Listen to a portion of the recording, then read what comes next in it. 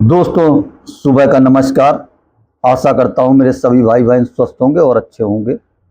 मैं अरविंद कुमार यादव एक दफे आप लोगों के आगे फिर एक नए मुद्दे पर चर्चा करने जा रहा हूं और चर्चा बहुत ही विशेष है, जरूरी है। आप लोग भी ध्यानपूर्वक से सुनिएगा पूरी बात को, क्योंकि आप लोग कभी कदार क्या करते हैं, मेरा वीडियो देखते नहीं हैं। तो अपील है कि ध्यान से देखिएगा जरूर इसको, और देखने के बाद अगर महसूस हो कि नहीं, आज जिस बात को मैं आप लोगों के आगे लेकर आया हूं वो हमारे लिए जरूरी है। और जरूरी इस वजह से है क्योंकि ये हमारे बच्चों से जुड़ी हुई है, और जहां पर बच्चों की बात आती है वहां पर माँ बाप के अंदर भी एक जुनून आ जाता है कि नहीं यार, हमारे बच्चों की बात है, और हम अपने बच्चों के लिए कुछ भी कर गुजरने के लिए तैयार हो जाते हैं। क्योंकि इस समय के जो हालात हैं दोस्तों, बहुत ही गंभीर हैं, और इतने गंभीर हैं कि उसको बयां करना बड़ा मुश्किल है। क्योंकि हमारे बच्चों के भविष्य है, और भविष्य कैसा कि हम लोग मिडिल क्लास फैमिली वाले, खास तौर से, खैर मिडिल क्लास के साथ साथ में सभी वर्ग के लोग आ गए, मगर मिडिल क्लास वालों के लिए ज्यादा दिक्कत है कि एक बार कैसे हम अपने बच्चों का पेपर दिलवाते हैं, उनको तैयारी कराते हैं कंपटीशन की, और जब वो पेपर निरस्त होता है तो बड़ी तकलीफ होती है। हम लोग सोच में पड़ जाते हैं, यार एक बार तो कर्जा लिया था यार, अब फिर पुनः कर्जा लेना पड़ेगा, फिर से अपने बच्चों को तैयारी कराना पड़ेगा या लोन लेना पड़ेगा। अब इस समय लगातार पेपर निरस्त और पेपरों में धांधली की खबर आ रही है। नीट पेपर को ले लीजिए आप, एसएससी जीडी की भर्ती ले लीजिए, सीबीएसई बोर्ड के पैटर्न की बात कर लीजिए आप, लेखपाल की बात कर लीजिए। तो दोस्तों, बड़ी विकराल समस्याएं चल रही हैं इस समय। मैंने पिछले वीडियो में भी अपील की थी प्रधानमंत्री जी से कि कोई ऐसा ठोस कदम उठाएं ताकि हम लोगों को भविष्य में अब कभी इसका सामना ना करना पड़े। और छात्रों से भी अपील की थी कि कोई भी हिंसक घटनाएं मत करिए, जो भी प्रदर्शन करना है शांति प्रिय ढंग से करिए। गांधी जी ने भी सत्याग्रह किया था, और शांतिपूर्ण ढंग से ही किया था। उन्होंने कभी भी हिंसा का समर्थन नहीं किया था। तो मैं गांधी जी के सिद्धांतों को मानने वाला व्यक्ति हूं, हिंसक घटनाओं का समर्थक नहीं करता हूं।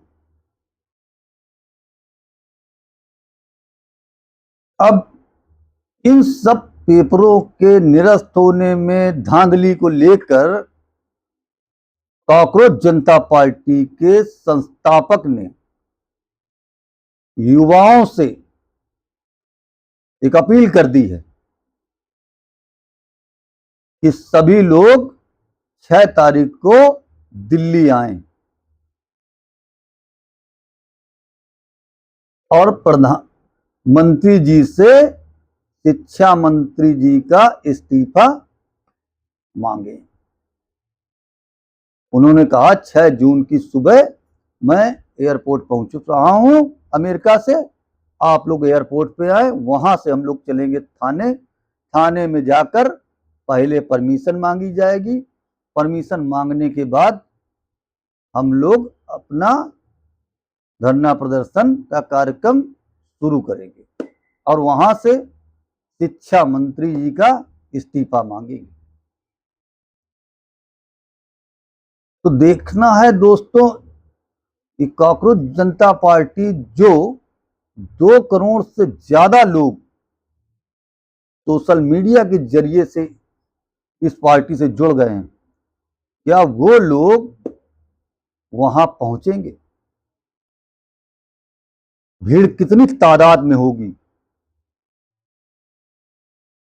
5,000, 10,000 या 1 लाख या 10 लाख, वो तो दोस्तों 6 जून को पता चलेगा। मगर मेरे जहन में एक सवाल उठ रहा है, क्या अमित शाह जी की दिल्ली पुलिस एयरपोर्ट पे आते ही कॉकरोच जनता पार्टी के संस्थापक अभिषेक जी को गिरफ्तार कर लेगी? और अगर गिरफ्तार कर लिया तो ये आंदोलन किस ओर करवट लेगा? क्योंकि पूर्व गृह मंत्री चिदम्बरम जी ने अन्ना हजारे को गिरफ्तार करके बहुत बड़ी गलती कर दी। इतनी बड़ी गलती कर दी थी कि जिसका खामियाजा कांग्रेस पार्टी को झेलने को मिला। तो क्या अमित शाह जी उस गलती को दोहराएंगे या उनसे सीखेंगे? अब अभिषेक जी की माता जी ने तो स्पष्ट बोल दिया है कि मेरा बेटा जैसे ही इंडिया आएगा वैसे ही उसको गिरफ्तार कर लिया जाएगा और तरह तरह की धाराओं में मुकदमा पंजीकृत कर दिया जाएगा।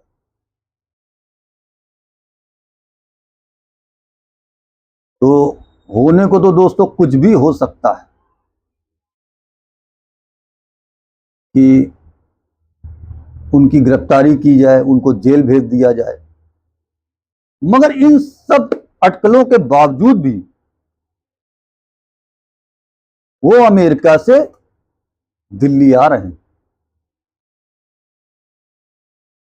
उन्होंने 3 मिनट का एक अपना वीडियो भी जारी किया है जिसमें उन्होंने जनता से अपील किया है, युवाओं से अपील किया है कि सब लोग दिल्ली आए।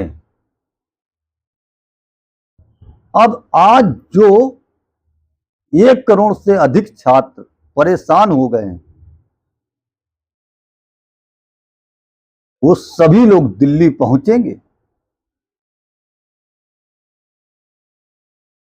ये समय बताएगा दोस्तों, क्योंकि युवाओं ने अच्छे अच्छों का तख्त पलट दिया है और युवाओं का आंदोलन कोई रोक नहीं पाया है। युवा शक्ति में बड़ी दम होती है दोस्तों। युवाओं ने श्रीलंका में तख्त पलट दिया, नेपाल में तख्त पलट दिया और उन्हीं युवाओं का एक व्यक्ति वहां का राष्ट्रपति बन गया। बांग्लादेश में भी युवाओं ने ही तख्ता पलट किया है। अब बीजेपी सरकार भी लग गई है कि कैसे इस आंदोलन को कंट्रोल किया जाए। कहने तो बीजेपी वाले कहते हैं कि कॉकरोच को हिट से मारो, बड़ा प्रचार कर रहे हैं हिट से मारने के लिए। तो दोस्तों, आज का युवा देश का भविष्य है, देश का इन्हीं के कंधों पे आगे बढ़ेगा। और युवाओं के साथ जब जब खिलवाड़ हुआ है, युवाओं ने वो आंदोलन किया है कि तख्ता पलट दिया है। जेपी आंदोलन आप लोगों को पता होगा, उन्होंने भी युवाओं से आह्वान किया था और कांग्रेस की उस समय भी सत्ता को पलट दिया था।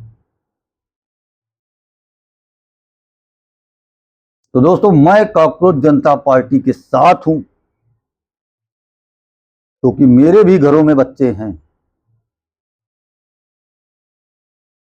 और बच्चों का भविष्य बनाना है। तो ऐसे भ्रष्टाचारियों के खिलाफ लड़ना पड़ेगा, मगर हिंसा से नहीं, शांति प्रिय ढंग से अपना आंदोलन करके, क्योंकि हिंसा किसी भी समस्या का हल नहीं है।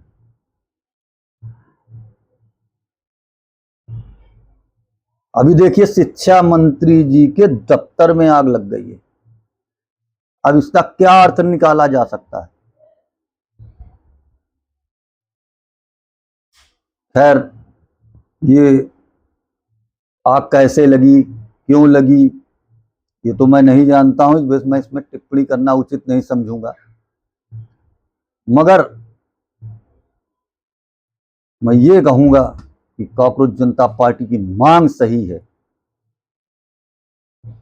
वो जमीनी धरातल पर पहली बार अब ये पार्टी आ रही है और देखना है कि इसका रिजल्ट क्या निकल के आता है। आप लोगों को क्या राय है, कमेंट करके जरूर बताएं। ये मेरी बार बार मैं आप लोगों से विनती करता हूं, आपके स्नेह प्रेम का अपेक्षा करता हूं कि आप लोगों का प्यार मुझको मिलेगा। कुछ वीडियो में मैंने देखा भी कि आप लोगों का स्नेह प्रेम नहीं मिल रहा है। हो सकता है मुझ में कुछ कमी हो, मैं किसी पार्टी का समर्थक तो हूं नहीं कि मेरे भी 2 करोड़ 3 करोड़ फॉलोवर हैं। मेरे पास तो चंद आप जैसे दोस्तों का प्यार स्नेह है। वो भी अगर नहीं मिलेगा दोस्तों, तो मैं अन्य मुद्दों पर चर्चा नहीं कर पाऊंगा। तो आप लोग मुझको सपोर्ट करिए, समर्थन करिए। मैं भारत का एक आम नागरिक हूं, इतना बार भी कहूंगा। जय हिंद, जय भारत।